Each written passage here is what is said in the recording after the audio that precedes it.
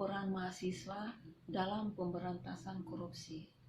Peran mahasiswa dalam pemberantasan korupsi yaitu mahasiswa berperan secara optimal dalam pemberantasan korupsi adalah pembinaan terhadap diri dan kampusnya.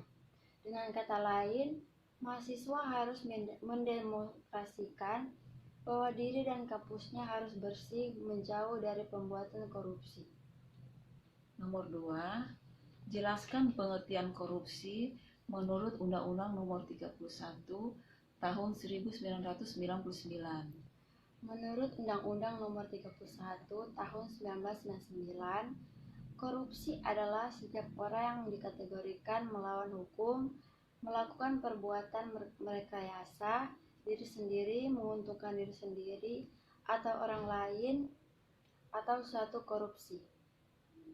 Jelaskan ciri-ciri korupsi. Ciri-ciri korupsi diantaranya suatu pengkhianatan terhadap kepercayaan, penipuan terhadap badan pemerintahan dengan sengaja melainkan kepentingan umum untuk kepentingan khusus. Jelaskan modus-modus dari korupsi.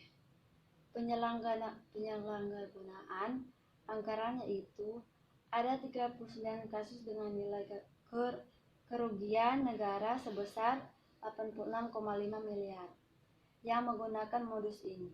2. Modus markup, yaitu modus ini ditemukan pada 26 kasus korupsi dengan total nilai kerugian 37 miliar. Kemudian jelaskan pola korupsi. Korupsi bukan terjadi pada tingkatan masyarakat bawah tetapi terjadi di dalam kalangan masyarakat menengah ke atas, di samping pula adanya kebijak serta kekuasaan yang melengkap pada diri sendiri. Jelaskan korupsi dalam perspektif budaya, agama, dan hukum. Dalam pandangan budaya, korupsi sudah dianggap menyebar secara vertikal dan horizontal dan menjadi sesuatu yang dianggap biasa karena sering dilakukan baik secara tidak sadar maupun sadar. Dalam pandangan agama, tidak ada mengajarkan umatnya untuk berlaku atau melakukan tindakan korupsi. Dalam pandangan hukum, korupsi harus dipahami sebagai tindakan melawan hukum dan ada pandangan kejahatan.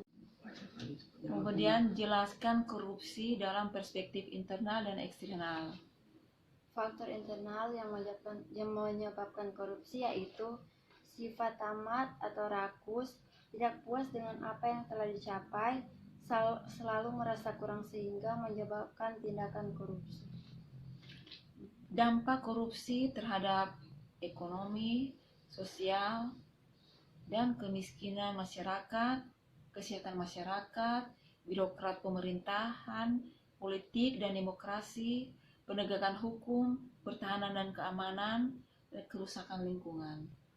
Praktek ekonomi menciptakan kondisi ekonomi, biaya tinggi dibersihkan pada mahalnya harga jasa dan pelayanan publik.